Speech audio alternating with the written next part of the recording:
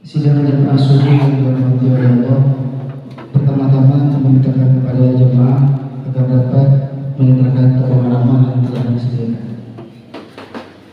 Kemudian marilah sama-sama kita dengarkan tausiah subuh yang insya Allah akan disampaikan oleh Tunku Akmal Afzal SHI MA. Akhirnya pada Tunku kami persilakan dengan segala hormat. Terima kasih. Wassalamualaikum warahmatullahi wabarakatuh.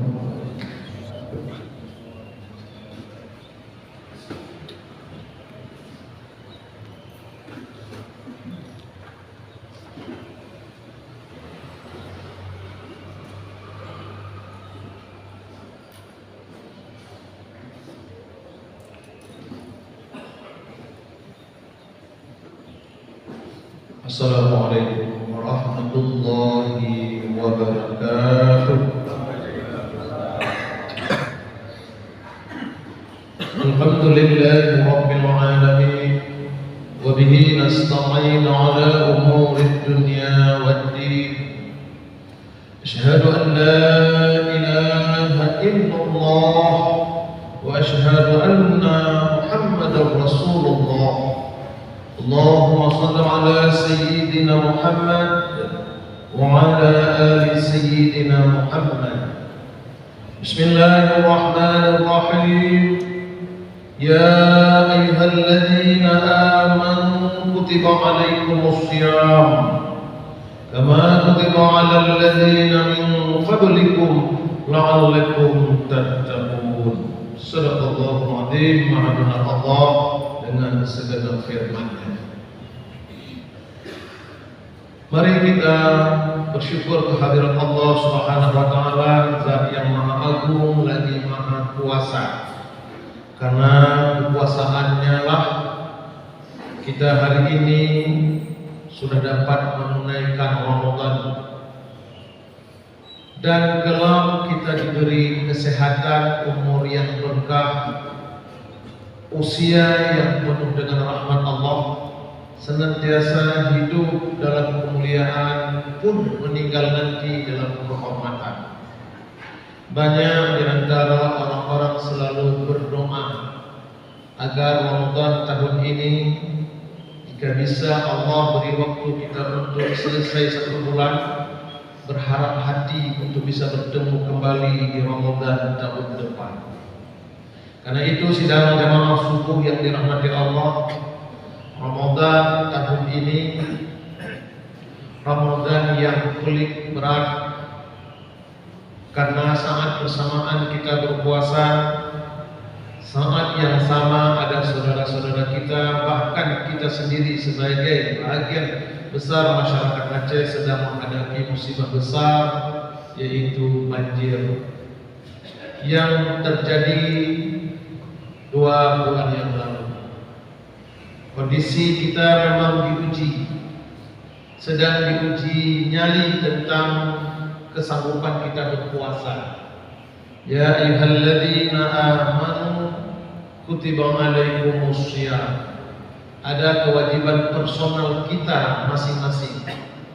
Ba'dro lebih kewajiban oleh Allah untuk berpuasa dari terbit fajar hingga terbenam matahari. Sebahagian memang ada saudara-saudara kita yang punya alasan. Jika mau teku menyobat tende, mentunrah, hana kenang hana kenang boleh bro. Tapi menyobat tende kok wajib pingsan. Itu ada karakter-karakter orang yang hanya menyubuh malam. Tapi menyobat Allah hukum itim lakukan tindakan-tindakan anarkis. Pakon lucu-lucu rukuk dan tapi hanya jadi pakon lucu-lucu iya kan. Maka menunjukkan apa? Ada proses ujian di dalam Ramadan. Ramadan yang penuh berkah, Ramadan yang penuh maghfirah, Ramadan yang penuh dengan itqu minan nar. Kelak kita peroleh nanti di 1 Syawal, la'allakum tattaqun, menjadi orang yang bertakwa. Sidang hadirin jamaah subuh yang dirahmati Allah, untuk menggapai takwa itu perlu proses natural. sama seperti narasi-narasi yang pernah saya sampaikan di Masjid At-Taqwa ini, bahwa sebagai jamaah awatidin negok dan jamaah jamaah Masjid At-Taqwa Setu, untuk dari sisi nama Kamtuah, jamaah Masjid At-Taqwa, tinggal saja sejauh mana kita menjadi jamaah At-Taqwa ini menjadi orang-orang yang bertakwa. Baik jamaah manapun. Lagi kita lihat dulu masjid kita tidak seindah ini. Tapi dengan kerja keras, kekompakan, pembangunan iman PKM kecil Tuhan bertuhalapan, masjid ini telah tampil dengan segenap keindahannya. Ya, kau sempurna, kau lengkap loh. Untuk begitu lengkap, subhanallah. Orang akan menjadi objek perhatian semua di Masjid At-Taqwa Kagoja. Apakah keindahan perubahan ke arah yang lebih hebat masjid ini akan berdampak pada perubahan jamaah dari malas kepada rajin, dari buruk kepada kebajikan, dari saling hujat menghujat kepada saling mendukung. Ini kita tunggu.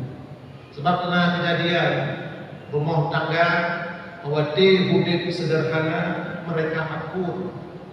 Ketika mereka hidup dalam keadaan pas-pasan, suami istri saling menyayangi, anak dengan orang tuanya pun saling berkasih sayang.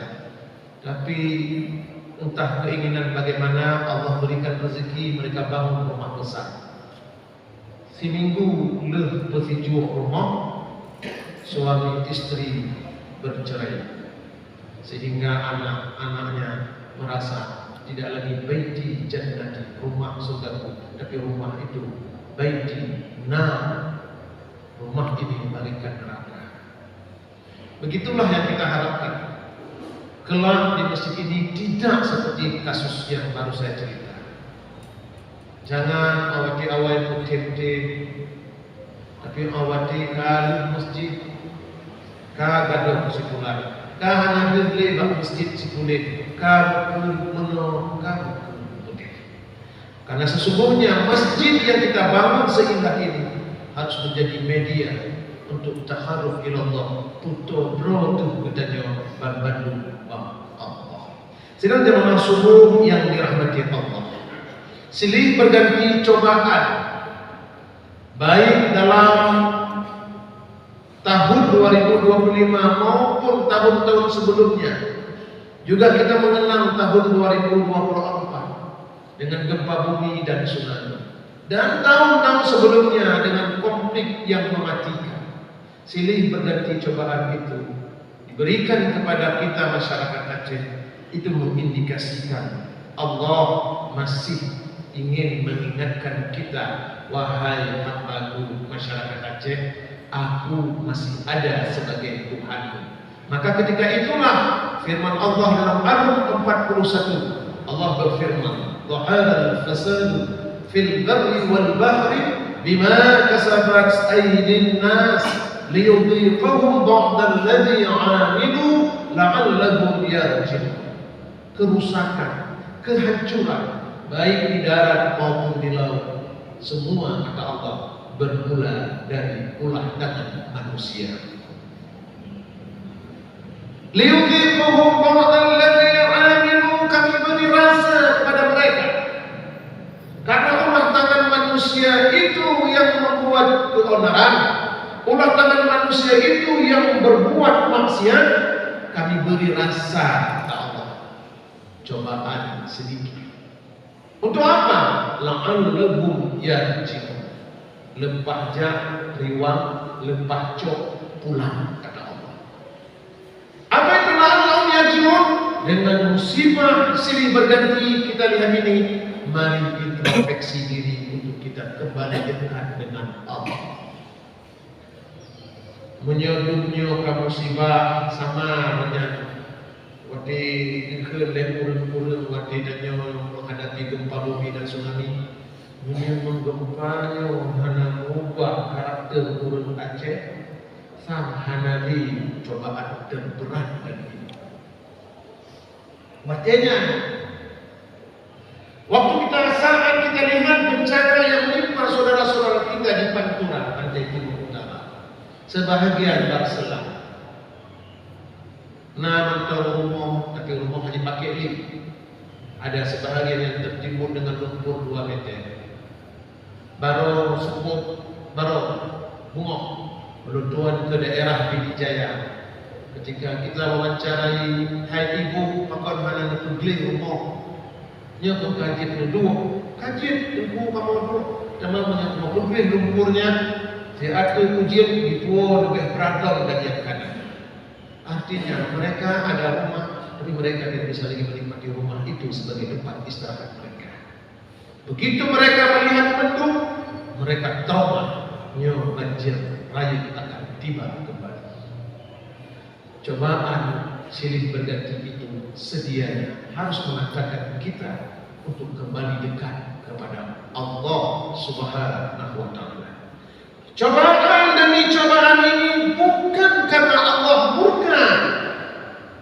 Nalam murka di Acehnya ledang maksiat. No, jawaban saya. Tidak. Kalau sungguh maksiat itu mendatangkan musibah besar bagi Aceh. Kalau sungguh karena banyak orang berbuat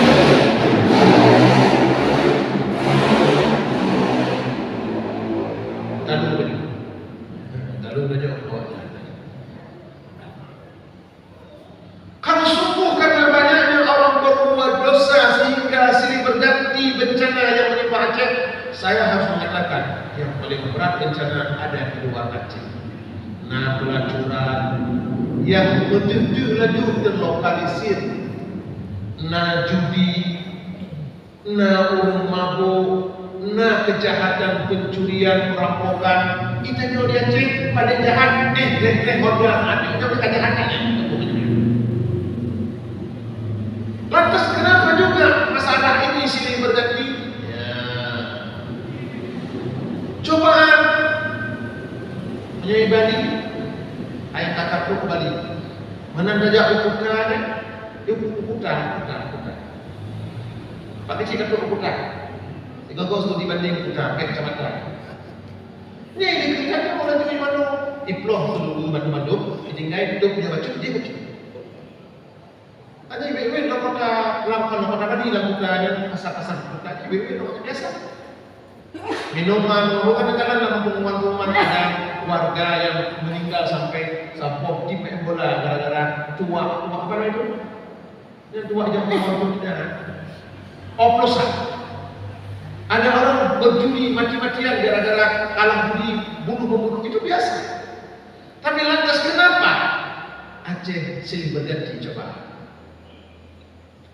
Suatu hari, di sini pernah saya ceritakan tentang Laila Majnun. Ini saya cerita kembali. Laila Majnun itu bernama Qais. Saking cintanya kepada si Laila, sehingga si Qais ini dipanggil Majnun, urung bungo, si penggila. Laila ini anak orang kaya. Tapi kedua-duanya ini saling mencintai. Laila suka kepada Qais. Si Qais pemuda kampung tersebut suka kepada Laila karena status sosial hingga cinta mereka itu tertinding. Si Laila hana deh agam lain, si Majnun hana deh inam lain. Yang deh dialah bulan, dialah matahari, dan dialah bintang. Satu saat rumah Laila buat pesta. Ketika ia buat pesta, pemuda-pemuda kampung diundang dan Qais sebagai pemuda sang pemburu cinta ikut nimbrung hadir di rumah Laila. Kebiasaan antri bak rumah urung pesta, Majnun Laila si Kais ikut antri. Kok panjang antri, pulang antri poh 2 tahun kan, panjang. Begitu si Kais datang dan tiba di meja, diambil sendok, diambil piring, dimasukkan nasi, kemudian diambil kuah, diambil makan kawan nasi. Sudah cukup menurut si Kais ini untuk menghilangkan rasa laparnya. Begitu Kais mau mencari tempat duduk, tiba-tiba Laila pandai langsung menyenggol tangan si Kais. Cuma piring yang berisi nasi dengan kawan nasi tadi tumpah. Alhamdulillah. Orang melihat dengan kasat mata, orang melihat sengaja Laila menumpahkan nasi si Kais. Dikarenakan dengan sengaja, orang mulai ngejek. Habis kah Kais? Habis kah Kais? Kais dengan senyum, Laila dengan senyum. Kais kembali antri lagi, memulai ini. Kali kedua, belum sampai waktu minit antri, Kais mengambil. Kali kedua pun setelah si Kais mencari tempat duduk, ternyata Laila kembali datang, menyinggol kembali lengannya Kais, piring jatuh. Rajuna yang terjadi. Malam Kais. Kadang lah ngomong karena mana? Benar-benar. Akhirnya Kais masih tersenyum. Dilihat Laila yang menyinggol juga tersenyum. Enggak ada aura marah. Kali ketiga barulah Kais dapat duduk. Orang-orang membicarakan kehana galakli si Lailanya ke si Majnun, hingga dipermalukan Kais di depan khalayak ramai. Datang orang-orang bertanya kepada Kais, "Hai Kais, malu enggak kamu?" "Malu kenapa?" Dia punya yang disebut dengan bahasa-bahasa yang harus kita lihat dalam sisi-sisi hati nurani kita. Malu kenapa? Bukankah kamu sedang dipermalukan oleh Laila dengan 2 kali ditumpahkan nasimu? Lah, siapa yang sedang mempermalukan saya? Hai Laila. Cara lihat kalian itu beda sekali dengan apa yang kami nikmati. Cara pandang Tanyono terhadap orang lain sering terlarut berbeda. Bagaimana dia sesungguhnya dengan pandangan kita? Benar-benar dia muda. Yang kita tahu mana? Saya tak fikir biji tak puas lampu di gara-gara geng-gengnya. Kan beda. Dan kadang-kadang orang berkaya, dia orang hidup Jepang, Honda, bro, pelatihnya. Bro, padahal dia sedang menikmati. Kan sama dengan kita lihat bule kok tidurnya di hutan. Kan di anak di bawah hutan. Padahal bukan cara pandang kita. Bagaimana hidup mereka menikmati hidupnya dengan cara penglihatan kita sering kita menyimpang. Apa yang terjadi? Orang ini dekatkan diri pada Laila. Laila, kasada kenapa ada ubat untuk kenal lihat si Kais? Kenapa pertanyaannya seperti itu? Sebab tanya menyana urun galak katanya, ada pengenalnya. Dan sahabat lagi dulu urun Aceh Selatan. Nah, untuk semua yang galak dulu, langsung ditanya, wah, gimana cara ada pengenal? Aku mengajar, kamu mau Aceh Selatan? Mana? Nyana ada tanya, gimana kok apa bukan mantap? Cuma takut ada darah ini. Semua orang begitu, cara pandang. Sama dengan ketakutan orang-orang Banda Aceh atau orang-orang Aceh Utara Aceh ini menyitime anak inobanya dilek urang labu. Susah kan? Tentang kamu kon manusia. Apa yang terjadi? Kata Laila, kenapa pandangan Anda kepada kami berbeda? Akan kamu mempermalukan Kak Kami sedang mempermalukan satu sama lain. Lantas apa yang sedang terjadi wahai Laila? Kata para penonton. Kami sedang menikmati atau sedang mengobati kerinduan yang tertunda. Maksudnya, kalau si Majnun atau Kais itu datang normal, dia akan datang. Habis ambil piring, ambil nasi, kawan nasi, duduk. Setelah dia duduk, paling lama dia duduk di meja karena orang padat. Paling lama 10-15 menit. Setelah itu sudah ada orang-orang pegang piring. Itu kan ada orang-orang pesta kan. Hanya ada 2 detik. Nah terus kalau dia sudah pulang, maka pertemuan kami selesai. Saya tidak bisa lagi menatap senyumnya dan dia tidak bisa lagi menatap senyumnya. Nah terus aku senggol dia biar lama dia di rumah.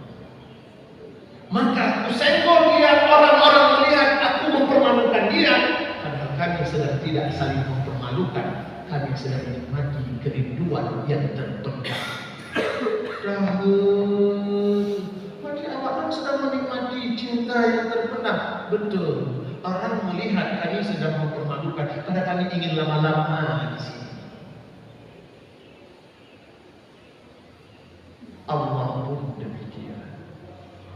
Dengan kita orang Aceh, hanya berhati berpingat Allah. Musibahnya, musibah di cobaannya, cobaan di tangan Allah dan saya. La'allahu yarji'un. Kembalilah kepada jalan Allah. Lepas jalan riwayat Allah dan saya. Yo coba buktikan. Masyarakat ukuran gasin tanya orang Aceh, gasin tanya orang Aceh. Nah anda buat lalu parabola, lalu wifi. Hanya ada di Aceh gasin orang gasin Aceh hingga kasih buah kasih buah anak dia punya anak. Tapi gasil ulang di luar, berkebit-kebit gasil. Grup itu grup juga minggu nyentuh. Mari coba kita lihat. Adakah demonstrasi sampai dengan 3 bulan? Masyarakat Aceh Pidijaya Merak Duangan berbunyi kitan Kutapan hingga Aceh Utara, Aceh Timur, Langsa dan Tamil, Aceh Barat, Nagan Raya, Aceh Selatan, Sulu Salam, Kiban, Nasib, Dayo Ruas, Takengon, Benar Meriah, hingga Aceh negara bencana yang mematikan. Mereka berat sekali hidup tahun ini, tapi pernahkah mereka menyendiri hingga mereka mengatakan kami keluar dari negeri ini? Inilah kelebihan yang Allah berikan, bahwa orang Aceh ini tidak akan pernah diberikan cobaan. La yukallifullahu nafsan illa wus'aha. Ini kelebihan dari orang Aceh. Semakin dari cobaan semakin sedia, semakin dekat dengan Allah. Ini ditanya apa daerah-daerah bencana dan Allah. Hanya itu satu dulu banyak. Ikut Jakarta kita akan bangun dalam sebelum Ramadan semua sudah kembali. Insya Allah roh andi raya orang belum. Kenapa pun? Ibu lale kanya mendaging makan kurangnya orang Aceh. Terima kasih Pak Presiden sudah dapat makmudahnya walaupun viral yang pun on itu. Tapi terima kasih orang Aceh luar biasa. Yang mana tua dan yang mana lihat bahwa Aceh ini semi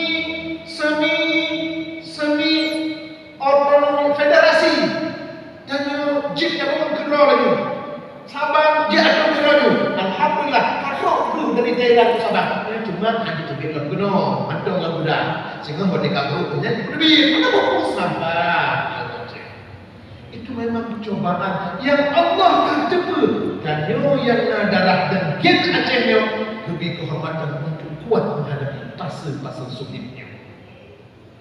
Maka biar orang melihat Aceh itu penuh dosa, Aceh itu penuh cobaan.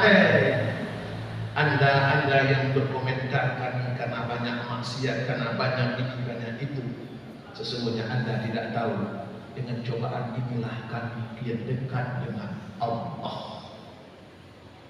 Dengan silih berganti cobaan ini kami semakin dekat dengan Allah. Hendaknya Pak Jamaah setuju apa tidak? Kita semakin dekat dengan Allah dengan segala cobaan, setuju apa tidak? Bagi yang berlondo lepah jahilwan, yang kira-kira kajubuhan Al-Quran, kambing kembali Al-Quran dalam hidup. Dalam puasa benar baca. Ada adik tamat selemu-lemu iman mesti jus kau itu berkata dengan awak di kena calon kecil, kena calon anggota dewan baru kita tempu ni cipurono sikapnya kibat yang patut toh memantau ini toh memantau asli ini mak asli kan itu beda. Itu beda mak asli mak ini. Toh makiwan toh mak wajib toh mak jais. Yang kamu akan dorong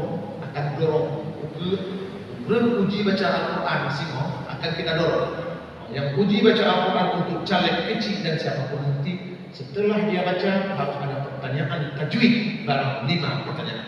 Jika tidak mampu dia menjawab tentang tajwid 5 pertanyaan, walaupun jid irama manapah tajwid tidak dirumuskan. Itu bid'ah jelek. Berusaha untuk layak klik baru. Klik. Tapi bangga masalah anak berkuah anak kecil anak tu. Tapi menyitu lah dah anak dia buat baca Quran. Hoplum lah. Hoplum biasa. Kita sudah hanya lepas jariwan. Kembali kita kepada Allah. Menjaga yang turun sembahyang, aktifkan salat. Lepas jariwan, lepas jauh pulang. Menjaga ada gol yang berkata gol tak kembalikan kepada yang benar. Hari ini yang perlu adalah bagaimana menyebarkan kisah kasih kepada orang-orang yang sedang menimpa musibah. Mari kita berbagi, jangan pernah berhenti. Kita nikmati kebahagiaan kepada diri kita. Allah Subhanahu wa taala memberi cobaan kepada kita, karena sesungguhnya Allah masih sayang kepada kita. Maka sayang Allah itu transfer pula kasih sayang kita kepada sesama. Demikian yang dapat saya paparkan, mudah-mudahan menjadi seperti bagi saya sendiri jika berkenan menjadi pelajaran dan hikmah tazkirah bagi kita semua. Wallahumma waffiq ila aqwamit thoriq. Billahi taufiq wal hidayah. Assalamualaikum warahmatullahi wabarakatuh.